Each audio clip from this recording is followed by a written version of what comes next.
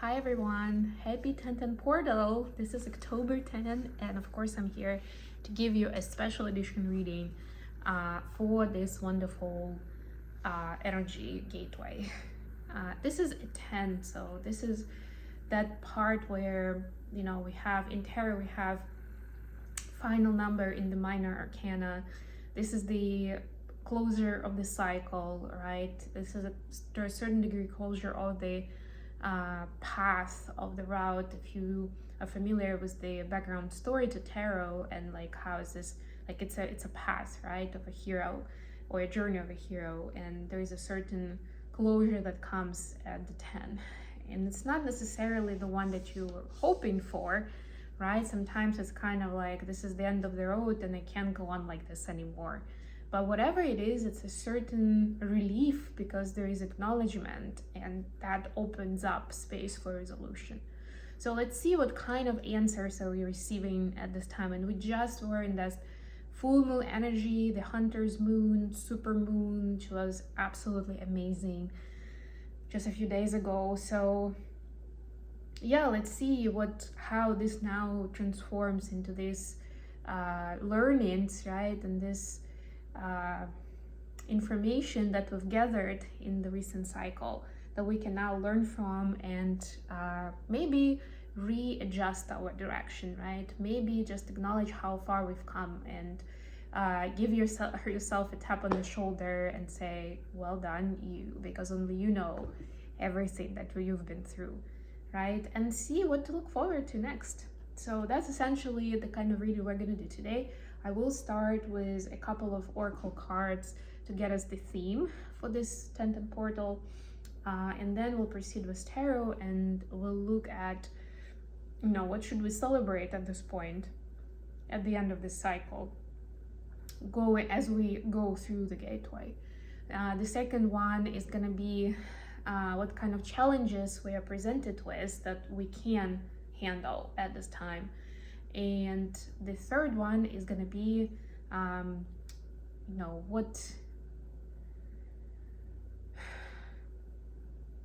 do we have to look forward to? No, what are we celebrating? The challenges, and what do we have to look forward to in the next cycle? There we go. Yep. All right, so for those who are new, please don't forget to like the video and subscribe to my channel. Of course, I appreciate any and all donations. It helps me get this channel going and provide these readings for you on the regular basis, free of charge. Alrighty, so the first one, speaking of the gateways, Gates of Triumph. How about that? This is like an equivalent of 6 of Wands from tarot. Success expands in your life. How beautiful is that? That's the reward for the lessons learned. This is very Saturnian energy, which, by the way, I still haven't looked it up, but I noticed when we had the full moon, maybe like it was the day before the peak, there was a conjunction with Saturn. I think the moon was in Pisces then, and yeah, Saturn was in Pisces as well, obviously, right? There's definitely something there. Saturn rewards you once you've been through some karmic struggles and you've learned from it, right? Like you've made the right decision in the moment of trigger, of weakness, of pain, fear, whatever it was, right? And this is now that celebration walkthrough, you know, like when the warriors, the soldiers, they come back from the war into the kingdom, into the court, and they walk into these gates and they're greeted with music, with trumpets, with, you know, crowds cheering, all that. That's the time. And the other one is stepping into power. Look at that. Oh my God. I mean, you can't make this up. You are strong beyond measure, right? Like you need to see that you are a winner, that you are a strong warrior making a difference every day, that you are winning at this before anybody else can acknowledge it for you. That's really cool, really powerful. All right. Let's see. So the first one is going to be, what are we celebrating? What do we have to celebrate at the end of this cycle and everything that we've been through during this time? We have 9 of Wands, the Moon, and Page of Pentacles. Then the second one is what kind of challenges do we have at this point that we can't handle? Page of Swords. Look at all the pages. It is a learning time. We have Queen of Pentacles. And we have 10 of Wands. That's the 10. And then what do we have to look forward to? The Emperor. Nice. New level of power. Ace of Cups. Look at that heart opening. Oh my god. And the Hermit. All right.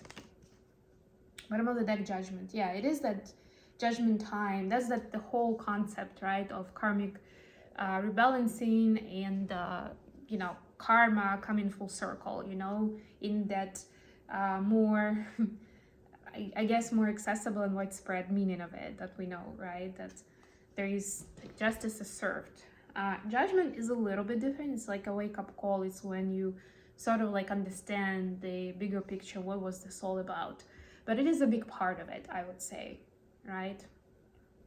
Because if you don't have that vision and understanding, a lot of times you may still feel like you may be in that more of a victim mentality where you feel like life is unfair, or why is this happening to me every time, or whatever it is, right? Like I'm trying so hard and I still get this BS, right? But when you have that realization, that's when you're starting to see that full unfolding. How does it work? And it's not always about punishment, by the way, and that's why we're talking about rewards here, because that's another side of it, right? Karmic rebalancing is about coming to a neutral state, right? So there is no credit or debit either way, right? It's like it's neutral. That's the goal of the energy, what is striving towards. So, meaning that if you've made your investments, if you've contributed positively, then that's what you're receiving, right? Because then there's this balance where, you know, the universal energy owes you that, and it needs to be repaid. Okay, so what are we celebrating? It is interesting, right? Because maybe these are not the most exciting cards to see in terms of celebration, but look at that. 9 of Wands, where there, like the 9 of Wands energy is about fear, or not sure if you can handle it all. But look at this. The obstacles are like knee high, basically, and you can step over that fence. You can step over the challenges if you want to. Even have that staff to help you with that. Right? It's like again about the emotional balance, about how you feel about things, rather than, and you know, then the reality transforms, and you've kept applying this approach where you've reframed the reality. And you've told yourself that it's possible. Whatever I'm trying to get to, my goals, they are within reach. It's possible to get there, right? And you've been able to overcome any of those challenges, right? And then kindness and curiosity. That's another thing that you've developed a lot more of. That seems like an underrated virtue, right? Like just to a certain degree, sometimes it feels like a weakness in our society. But it's actually, there's so much treasure there. There's so much potential. Look at the size of that pentacle, right? That is helping you. It's like a magic wand or a secret weapon that you have. Now, what about the challenges that we are able to deal with? Page of Swords, Queen of Pentacles, and 10 of Wands. Yes, it is like the challenge, part of the challenge is the challenge. 10 of Wands is that energy of being tired and not like, okay, I'm at the end of the road, I don't want to do this anymore, right? Or like this girl with all this baggage, like thinking, I'm not gonna make it to the top of the mountain. Like, well, actually, it's gone from the mountain, yeah. But the other way to look at it is like the toughest time is behind us, right? So it's like acknowledging that you can deal with any challenges. And even if you see still some ahead of you, it's like, well, I've already been through hell. So why not? Bring it on.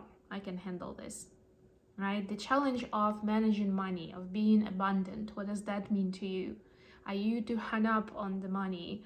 Are you worried about it? Is it something that you feel defines you in the society, right? What does abundance even mean? Is that your bank account?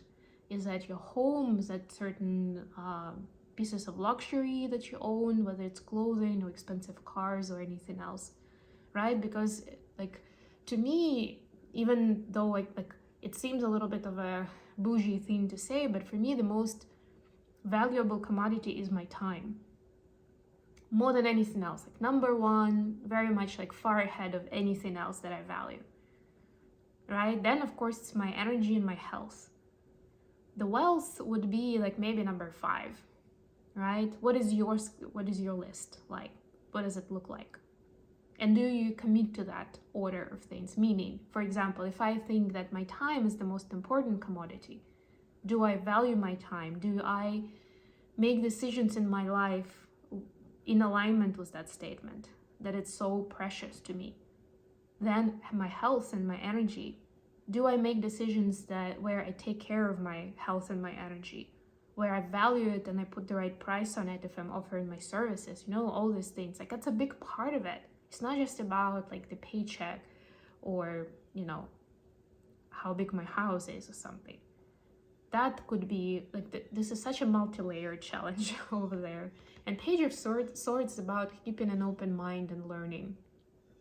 So the challenge we can handle now is our maybe somewhere rigid mindset of how things work in life, right? A little bit cranky, like I'm sensing this voice of like maybe an elderly lady who's like, oh my God, this is like the world, this is just how the world works, right? But it's very important to stay open-minded and be always open to the idea that maybe you haven't gotten everything right? Maybe the world works in different ways too. And especially if you want the world to work in a different way, even more so, see how that could happen, or how you can do what you can from your side to make it work that way, and see how it's gonna start transforming. It might take a minute because our reality is built from our mindset and how we see things, right? And for a brain, sometimes it takes a very long time to like truly change that perspective, like way deeper into subconscious. But the more you apply that attention and effort to towards the reality that you want to live in, that you have faith that it exists and it can happen that way, the more it then transforms the actual 3D reality, and the more it informs your brain like, yes, this is not me hallucinating, this is actually possible.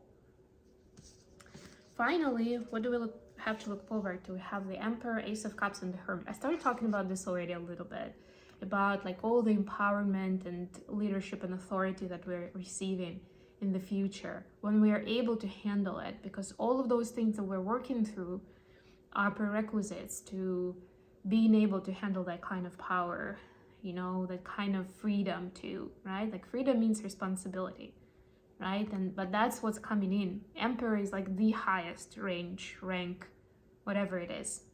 The open heart chakra, that will be your compass, your guide, your navigator in matters personal and professional, just in what feels right, which way you want to go today and maybe next week and next month and next year, right? But it's also very important to keep like your own wholeness, right? Not to succumb to temptation to manipulate the situation. And that's that Hermit vibe, where you can quickly like come back to self and remind yourself, this is me, this is not me, right? You can clearly see that space. So this is me, this is the pressure other people are putting on me, and I don't need to just take it in and have to deal with it. I don't have to know.